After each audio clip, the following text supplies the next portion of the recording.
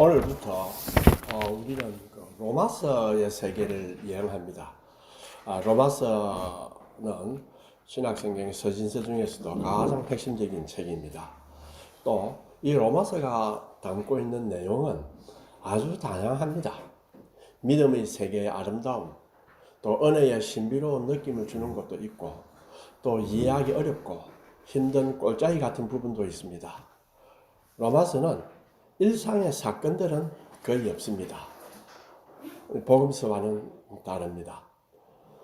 그러나 그 내용의 풍부함으로 인해 여전히 흥미진진함을 느낄 수 있는 책입니다. 어떤 분은 로마서가 교리라 해서 아주 딱딱하고 지루하다, 또 그런 것이 아닌가 라고 생각하는 분도 있을 줄 압니다.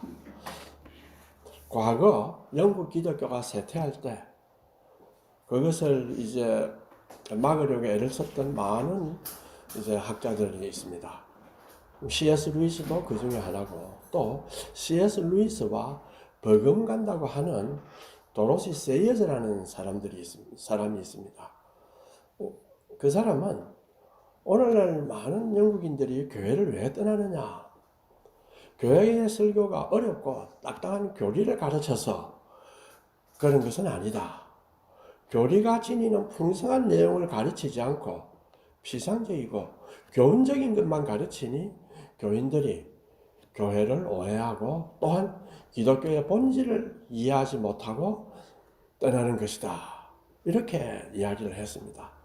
사실은 교리는 많은 기독교 사상들이 압축에 담겨 있습니다. 또 많은 기독교인들이 그 삶의 경험이 압축해서 많은 사람이 보편적으로 전달하기 위해서 그렇게 만들어져 있는 것입니다. 그렇기 때문에 사실은 교회에서는 교리를 자꾸 가르쳐야 합니다. 그런데 그 교리를 이해하려면 철학과 역사와 많은 인문학을 알고 있어야 비로소 교리를 파악을 할 수 있습니다. 적어도 전하는 사람은 그렇게 되어야 됩니다. 그러나 많은 경우에 우리 실정이 그렇지 못합니다. 그렇지 못하고 교리를 이야기할 때는 그달기만 하게 되고, 또 거기에서 교훈적인 것만 찾아내려고 하고, 또 재미있는 예화로서 분위기를 이끌어 가려고 합니다. 이것이 지금 그 당시에 영국 교회가 몰락해가는 그 과정입니다. 우리 한국도 또한 그런 처지에 놓여 있지 않나 하고 생각을 합니다. 점차적으로 그렇게 아마 되어가고 있다고 저는 생각합니다. 성경이란 항상 성령님이 함께 하시기 때문에 아무리 자주 읽더라도 우리에게 새로움을 줍니다. 초대교회의 교부 크리소스톰의 표현으로 바울의 영적 나팔 소리가 이 로마서를 통해서 우리 모두의 귀에 들리기를 기도합니다. 아멘. 자, 그러면 로마서를 들어가기 전에 바울의 상황을 한번 봅시다. 그는 이제 선교의 중요한 단계를 마쳤습니다. 그가 로마서 15장 19절에 말하듯이 예루살렘에서부터 사방으로 내가 릴리쿰에게 그리스도의 복음을 온전히 전하였노라. 여기에는 그가 세운 모든 교회가 다 포함되어 있습니다. 바울은 3번의 선교 여행을 했습니다. 첫 번째가 갈라디아 남부, 비시디아, 안디옥, 루스드라, 이고니온, 더베 이곳입니다. 두 번째가 로마의 아시아 속주, 에베소, 마케도니아의 그 빌립보와 데살로니가입니다. 그 다음에 아가야 지역에는 고린도입니다. 이제 바울은 완전히 새로운 다른 영토의 교회를 개척할 준비가 되었습니다. 이것이 그의 3차 전도 여행에 대한 계획입니다. 그는 그 지역이 스페인이 될 것이라고 결정했습니다. 이것이 로마서 15장 23절, 24절, 28절에 나옵니다. 그러나 거기로 가기 전에 그가 이방인 교회에서 거두었던 돈을 예루살렘으로 가져가서 예루살렘에 있는 교회들에게 전달하려고 계획을 세웠습니다. 왜냐하면 그 당시 예루살렘 교회는 아주 형편이 어려웠습니다. 그 소리를 듣고 저 다른 지역에 있는 교인들이 비교적 살기가 좋으니까 헌금을 모아서 바울을 통해서 보내려고 했습니다. 이 내용은 모두 다 성경에 나오는 기록들입니다. 그런데 바울은 예루살렘에 갔다가 스페인으로 갈 텐데 그 도중에 로마에 들릴 계획을 했습니다. 이러한 증거로부터 우리는 바울이 로마서를 그의 3차 전도 여행 중에 고린도에서 썼다고 하는 것이 명백하다고 학자들은 보고 있습니다. 이것은 연도로 보면 AD 57년, 58년으로 추정됩니다. 자, 그러면 이제 주어진 본문 로마서 1장 1절에서 7절을 이제 강의하겠습니다. 1절에서 바울은 자신을 로마에 있는 기독교인들에게 내 주인이 누구냐, 내 직분이 뭐냐, 또 내 목적이 뭐냐를 밝히면서 자신을 소개합니다. 첫째, 그는 자신을 예수 그리스도의 종이라고 합니다. 종은 헬라어로 둘러선데 다른 말로 하면 우리말로 하면 곧 노예입니다. 둘째로 바울은 그의 직분과 그의 권위를 가리키면서 사도로 부르심을 받았다라고 합니다. 예수님 자신이 임명하고 예수님을 대표하는 이 사도는 예수님의 교회를 위한 토대입니다. 그래서 에베소서 2장 20절에 이렇게 말합니다. 너희는 사도들과 선지자들의 터 위에서 세우심을 입은 자라. 그리스도 예수께서 친히 모퉁이 돌이 되셨느니라. 자, 바울이 자신의 정체성을 종이며 섬기는 신하로 규정했다는 것은 무엇을 의미하겠습니까? 내 삶의 주인은 내가 아니다. 바울의 삶의 주인은 바울 자신이 아니다. 바울 자신이 내가 누구든지 내가 하고자 하는 일이 무엇이든지 간에 나에게 맡겨진 사명이 있는데 그 내용은 궁극적으로 내 자신 속에 있지 않다는 걸 표현합니다. 자신이 받았던 사명은 사람의 위에 있고 도저히 극복할 수 없는 낯설음 속에 있으며 도저히 도달할 수 없는 아득한 곳에 있습니다. 그는 이 사도의 사명을 잠시도간 맡아야 하는 것이거나 인생의 어느 한순간에 있을 법한 것으로 여길 수가 없습니다. 이것을 켈케고르는 다음과 같이 말합니다. 사도의 소명은 어떤 역설적인 사실, 곧 자기의 삶의 처음 순간과 마지막 순간에 자기의 인격 동일성 너머에 있으면서 그러면서 자신과 함께 있는 것이다 라고 이야기를 합니다. 자, 사명이 나의 인격 동일성 너머에 있지 않고 나의 인격 동일성 안에 있으면 그 소명은 뭐가 됩니까? 자기 것이 됩니다. 그렇다면 여전히 자신이 자신의 삶의 주인이 되지 결코 종이면서 섬기는 신하가 될 수가 없습니다. 자, 그런데 한번 봅시다. 바울이 사명을 받았다고 해서 너는 바울이지, 그렇잖아요. 또 본질적으로 사람이지 뭐가 달라졌습니까? 그렇죠? 사람들과 어울리고 밥도 먹고 두드려 맞으면 아프고 똑같습니다. 단 하나에서 달라졌습니다. 뭐냐 하면 하나님과의 관계에서는 이제 대단히 특별한 경우가 되었습니다.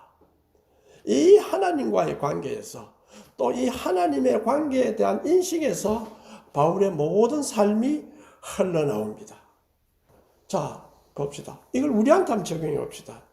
내가 크리스찬이 되었다고 할 때 내가 뭐가 달라졌습니까? 행실이 조금 달라졌다. 뭐 조금 변했다는 게 있습니다. 그러나 여전히 나는 납니다. 그러나 우리가 크리스찬이 됐다고 하는 것은 우리 자신과 하나님과의 관계가 아주 특별한 경우가 되었습니다. 이것은 무엇을 의미하겠습니까? 과거 우리는 우리 자신의 성격대로, 내 자신의 자존심대로, 내 자신의 욕심대로 살았습니다. 그리고 세상의 관습대로 살았습니다. 또 자기가 얻고 싶어하는 어떤 이기적인 욕망을 위해서도 살았습니다. 때때로 세상이 주는 의무 속에서도 살았죠. 그러나 이제는 하나님과 특별한 관계가 되었습니다. 이 관계를 통해서 우리의 삶은 형성되어야 되는 것입니다. 자, 이 의미를 한번 생각해 봅시다. 쉽게 보면 우리 자녀가 입시를 한다. 직장에 시험을 친다. 군대를 간다. 임용시험을 또 친다. 이렇게 하면 우리가 어디에 우선순위를 둡니까? 요 중요한 데 우선순위를 두고 거기를 딱 고정시키고 거기에서부터 다른 것을 정리를 합니다. 이와 마찬가지입니다. 우리가 하나님과의 특별한 관계를 가지면 이제는 그 관계의 관점에서 자신의 삶을 보고 자신의 삶을 어레인지해야 합니다. 내가 무엇을 해야 할까? 내가 무엇이 두렵나? 나를 두려워하는 요소가 많습니다. 스트레스 주는 요소가 많습니다. 세상적 관점에서 보면은 그것이 두려워할 요소고 스트레스 받을 요소나 이제 하나님과 특별한 관계를 가지면은 내가 걱정해야 할 것고 무엇을 가치 있게 결정해야 하는지 하는 것을 새롭게 우리가 결정하게 됩니다. 이것이 그리스도인으로 사는 것입니다. 그리스도인으로 산다고 했을 때는 그 하나님이 주신 은혜와 그 관계를 중심에 놓고 나의 모든 것을 보면 이 세상에 오는 여러 가지 도전도 허허하고 틀 수 있는 그런 태도를 가지게 됩니다. 1절에서 바울은 예수 그리스도의 종이고 사도로 부르심을 받은 것은 그 목적이 뭡니까? 하면 복음을 위해서다 이렇게 했습니다. 그럼 그 복음이 무엇입니까? 2절에서 그 복음이 무엇인지를 이야기합니다. 자, 바울은 그 복음이 무엇인지 이야기를 할 때 아주 여기서는 아주 근본적이고 우리가 찾아보라고 이야기하는 거예요.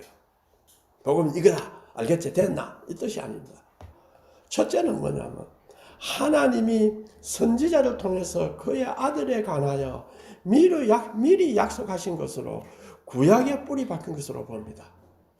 자, 구약이 아들에 관해 이야기하고 신약은 오신 이 아들을 이야기합니다.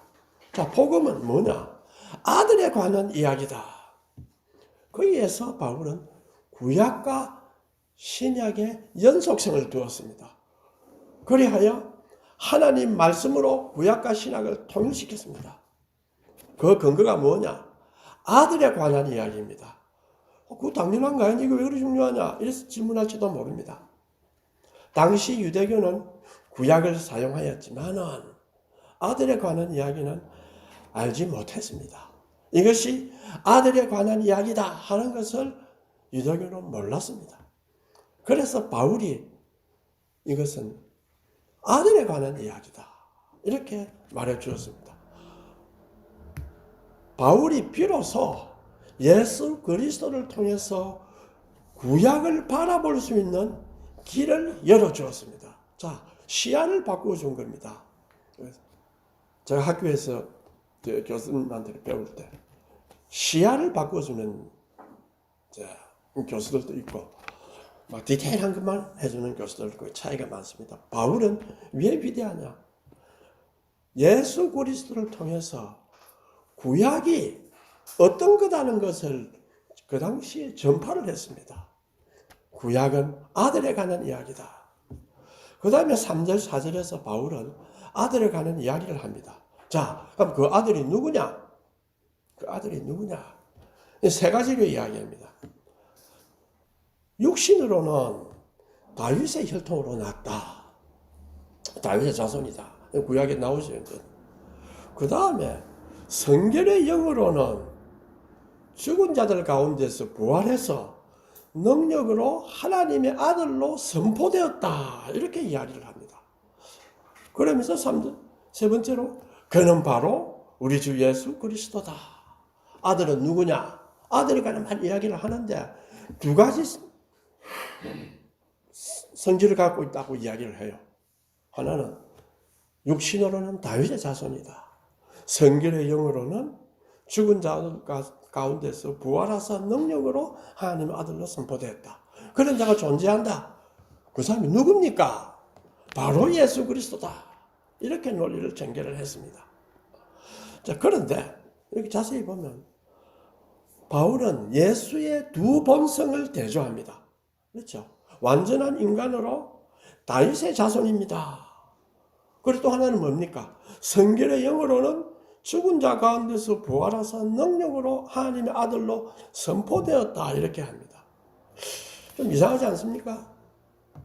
아니, 한국어로 보면 선포되었다. 영어로는 declared 되어 있습니다. 그렇다면 예수가 부활하고 나니까 비로소 아니 권능이 있네. 고로 하나님의 아들이다. 이렇게 되었다는 것을 의미합니까? 전혀 그렇지 않습니다. 그는 이미 하나님의 아들입니다. 그렇다면 부활하사 하나님의 아들로 선포되었다는 말은 무슨 말입니까?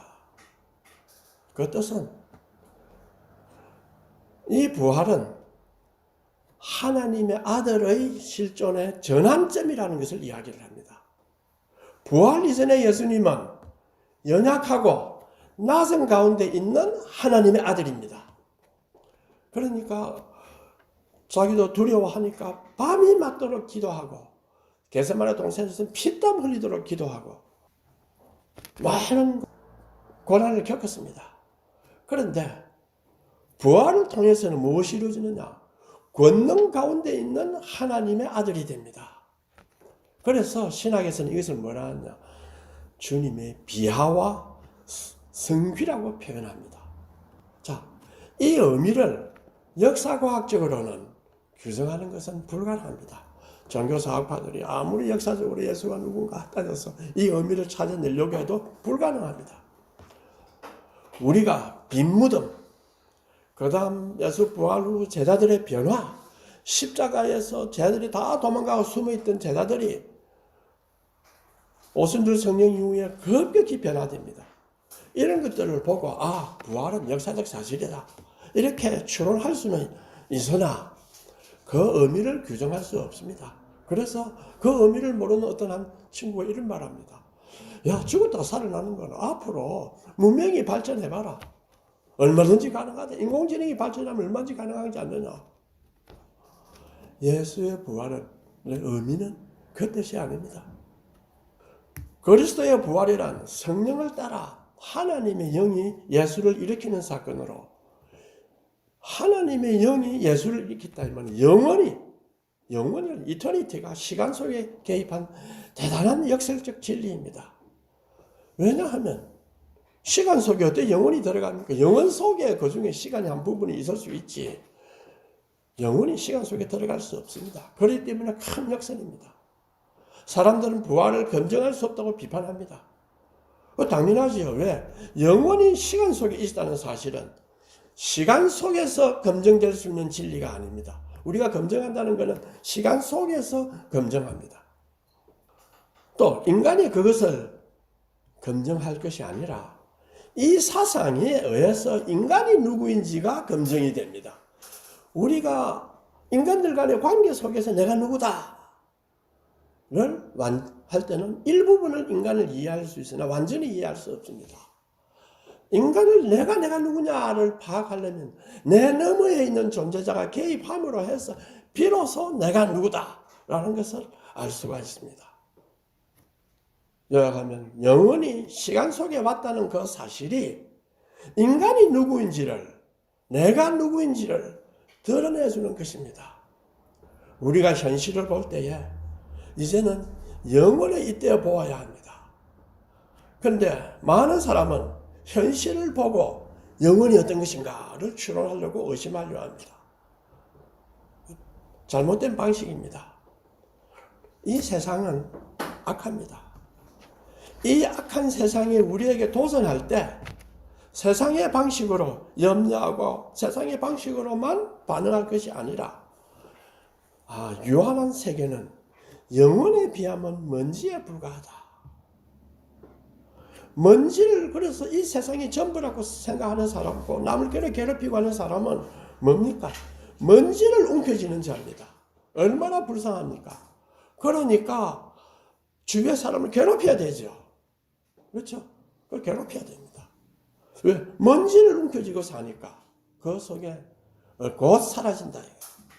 죽기 전에 내 걸 모아놔야지. 쓰지도 못하고 가면서. 종말에 그들에게 남는 것이 무엇입니까? 성경은 그것을 심판이라고 합니다. 그러므로 우리는 세상의 여러 악, 또 나 개인의 여러 가지 약함, 결함 등이 나를 도전해 올 때에 우리는 영원을 바라보면서 이 모든 유한한 것을 별거 아닌 걸로 떨쳐버릴 수 있는 그러한 마음을 가져야 합니다.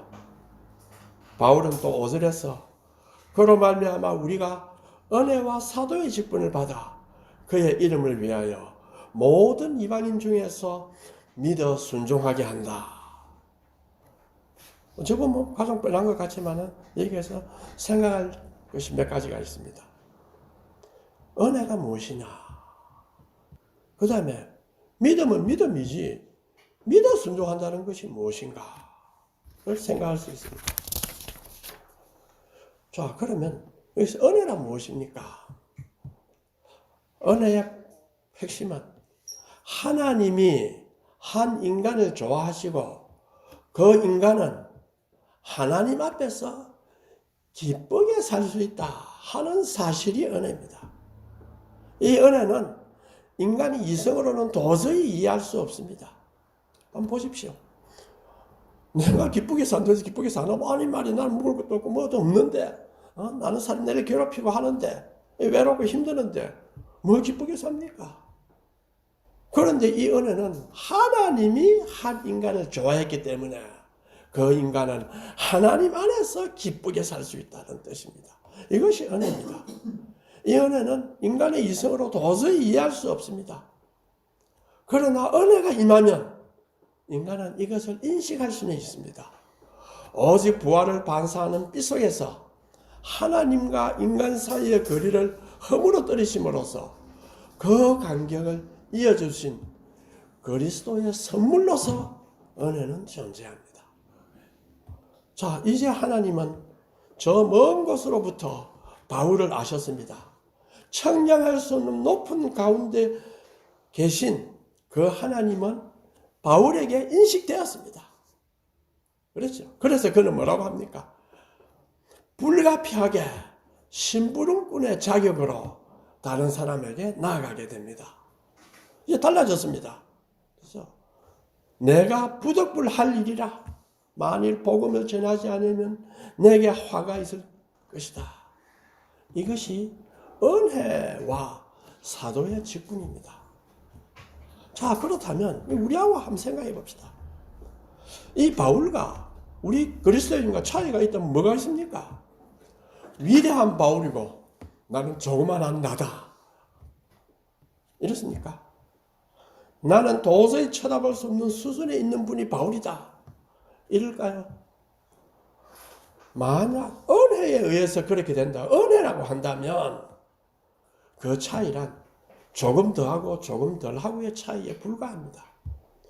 그리스도의 은혜가 있는 곳에서는 아무리 주저하고 의심하는 사람이라도 모든 시간과 사물과 시간이라고 하는 것이 우주를 포괄하죠. 그렇죠?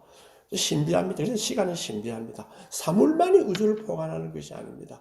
시간이 관통하고 있습니다.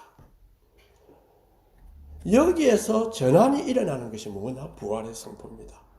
이 부활의 선포에 우리가 동참할 수 있게 된 것입니다. 다시 말하면 은혜를 깨닫는 사람은 그가 지금까지 부여잡고 있는 그렇게 관심 갖고 그것이 전부라고 생각한 이 세상의 현존은 이제 그에게는 뭐가 됩니까?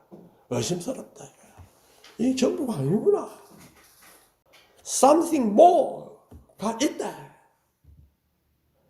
이리하여 그 사람은 이제는 내 소망은 하나님의 현존이 내 소망이 되어야 되겠구나. 이렇게 생각을 합니다. 여기에서부터 모든 것이 흘러나옵니다. 세상의 현존에 매달리고 전부인 것처럼 그 속에 안주하다고 살았습니다. 이제는 그 반대로 그렇게 사는 것이 낯설게 보입니다. 삼십 뭐가 있는데 내가 이래 살아서 되겠나? 그때 우리가 후회도 오지요. 내가 왜 그래 살았을까? 내가 왜 그때 그랬을까?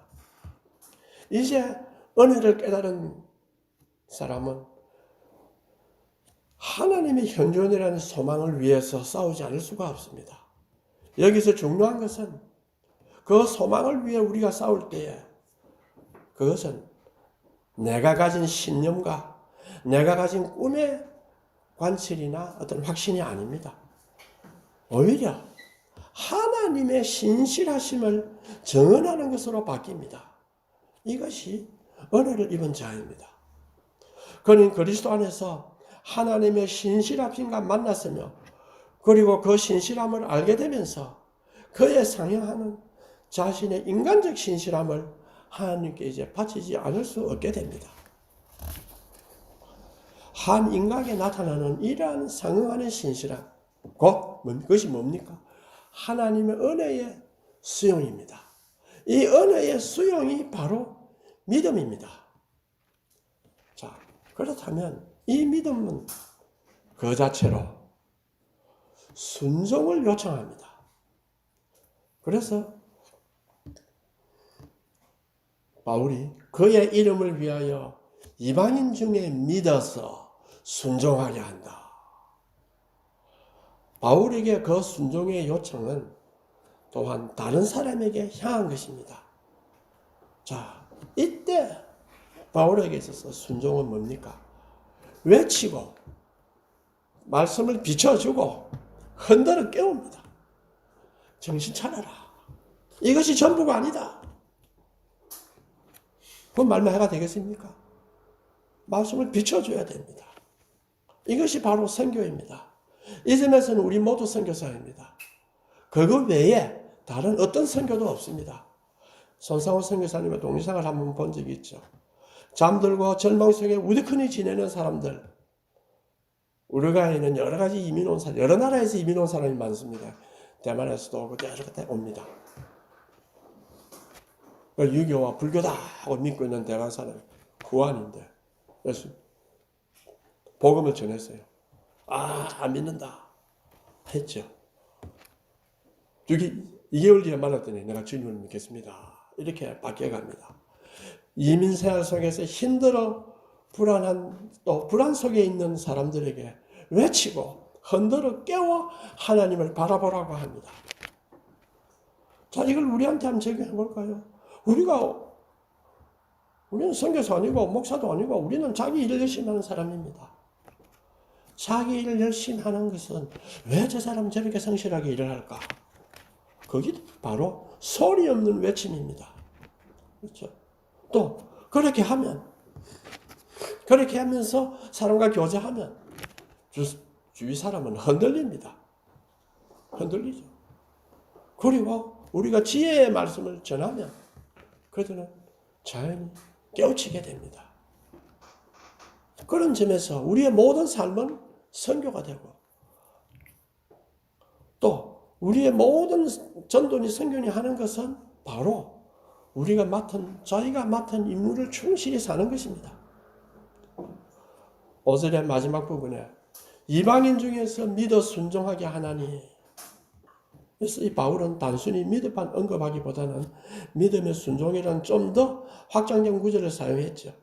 자, 복음이 요구하는 반응이 무엇인가? 복음이 우리에게 요구하는 반응이 무엇인가?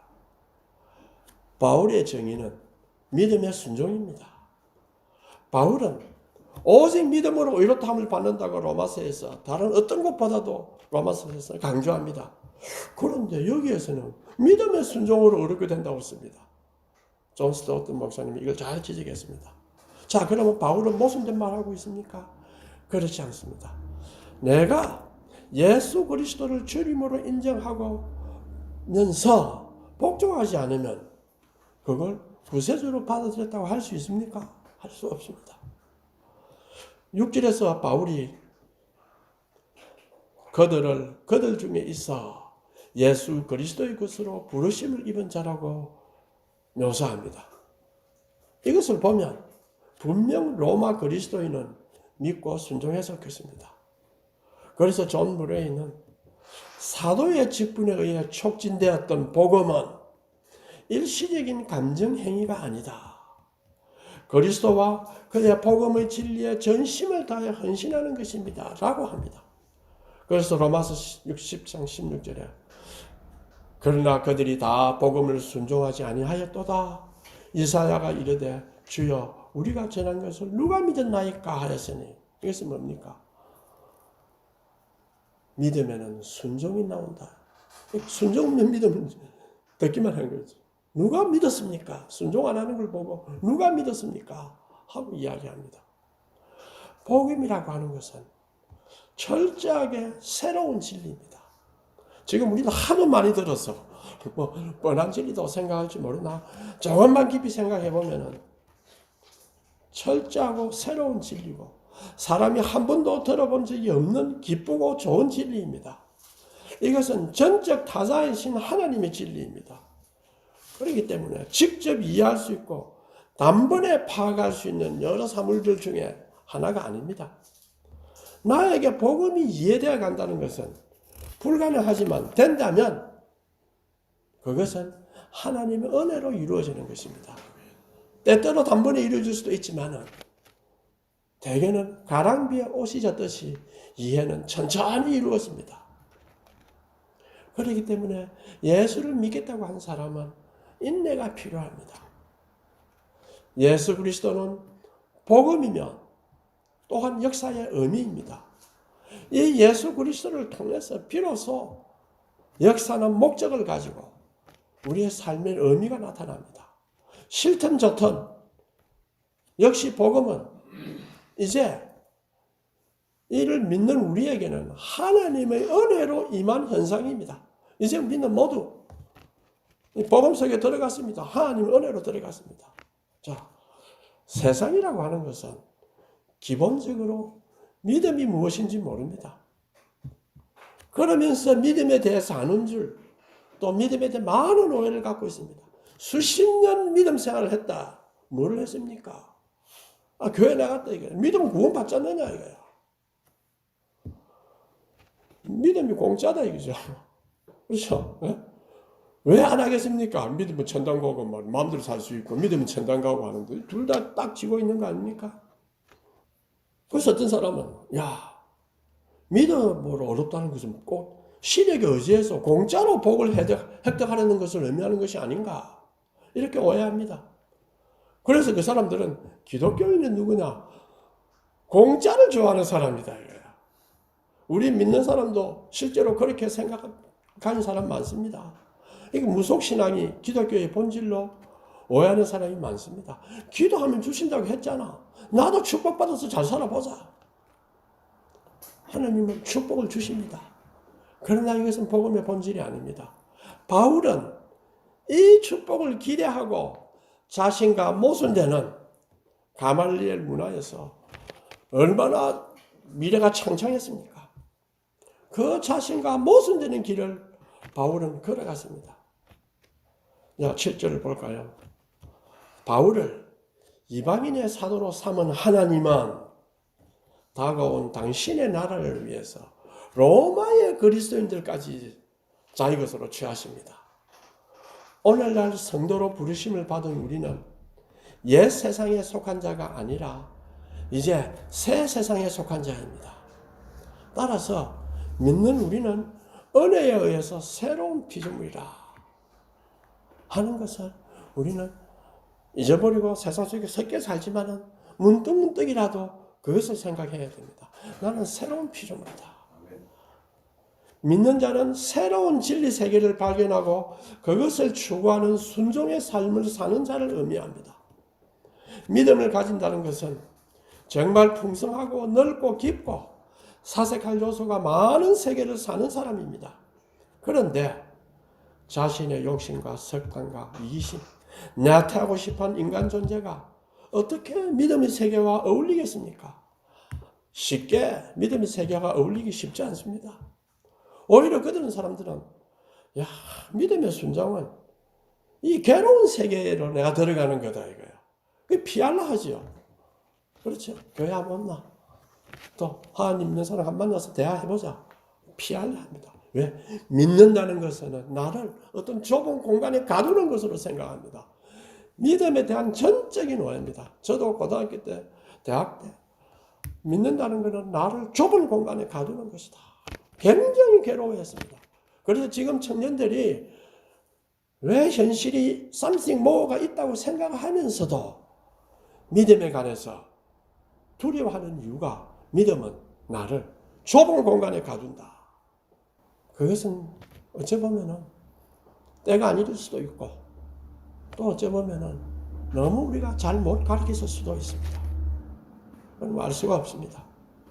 또 어떤 분은 내가 그렇게 열심히 노력하고 난 열심히 살았다 이거야. 왜 나에겐 고난이 끝나지 않는가? 이런 분도 있을 것입니다. 또는 고난 속에서 힘들어하는 분도 있을 것입니다. 너무 염려 마십시오.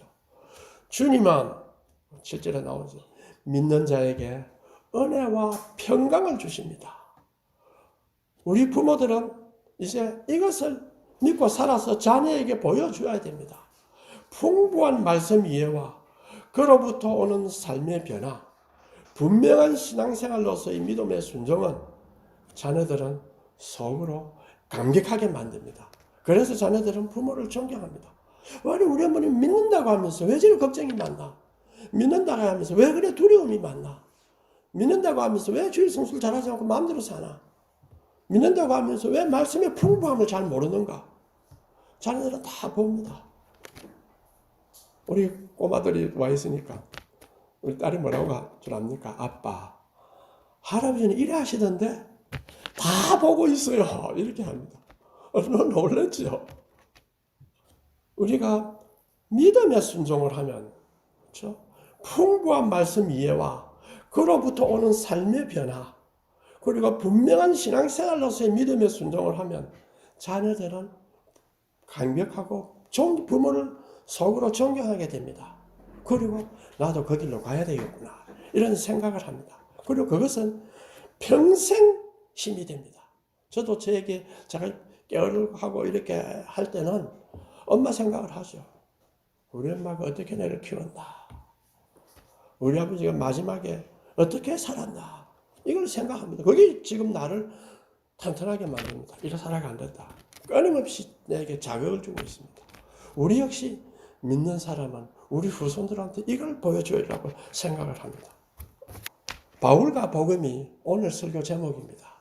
복음을 중심으로 우리의 삶이 움직입니다. 바울이 자신의 은혜와 사도의 직분은 복음을 위해서라고 할 때는 복음을 중심으로 자신의 모든 삶이 움직이고 있다. 이런 것을 이야기했습니다. 자, 그래서 그 복음의 기원이 무엇입니까? 하나님이다. 바울이 복음의 기원은 하나님이다. 그냥 십자가에 돌아가 죽으시고 살았는 그 예수라는 새로운 종교가 아니다. 하나님이다. 또 이 복음은 내 말로 전가하는 것이 아니다. 성경이 전개해 줍니다. 그리고 그 내용의 핵심은 아들에 관한 것입니다. 예수 그리스도입니다. 이 복음을 누구에게 전파해야 합니까? 전파 범위는 모든 열방입니다. 그러니까 바울은 먼 로마와 스페인까지 가려 했습니다. 자, 그러면 복음의 목적이 무엇이겠습니까? 그것은 믿음의 순종입니다. 또 그보다 더 큰 목표가 있다면 무엇입니까? 왜 열방이 믿음의 순종에 이르려야 합니까? 그것은 복음의 목표가 이건 나중에 갈수록 이해가 되는 내용입니다. 만인이 그리스도의 이름에 영광과 존귀를 올리기 위함이다. 이 빌립보서 2장 10절에서 11절에 나오죠. 하나님은 모든 무릎을 예수의 이름에 꿇게 하시고 모든 입으로 예수 그리스도를 주라 시인하여 하나님 아버지께 영광을 돌리게 하셨다고 합니다. 우리는 이 예수 그리스도를 믿고 따르는 자입니다. 이것이 신앙인입니다. 그렇다면 신앙인은 우리의 삶의 먼지를 헤아리고 불평하고 절망하는 사람들이 아닙니다. 밤하늘의 별을 헤아리며 새로운 희망을 붙들고 살아가는 사람으로 자신이 하나님께 받은 사명을 따라 마지막 삶을 살아보자고 생각하는 사람입니다. 여기서 우리는 뭘 가르칩니까? 믿음이 바로 본래적 인간이 무엇인가를 가르쳐주는 것이다 라는 것을 알 수 있습니다. 믿는 자는 예수 그리스도로부터 임하는 은혜와 평강을 믿고 또한 그것을 감사히 여기면서 사는 사람입니다. 자, 그러면 이러한 믿음의 순종을 위해서 우리 통성으로 기도하겠습니다.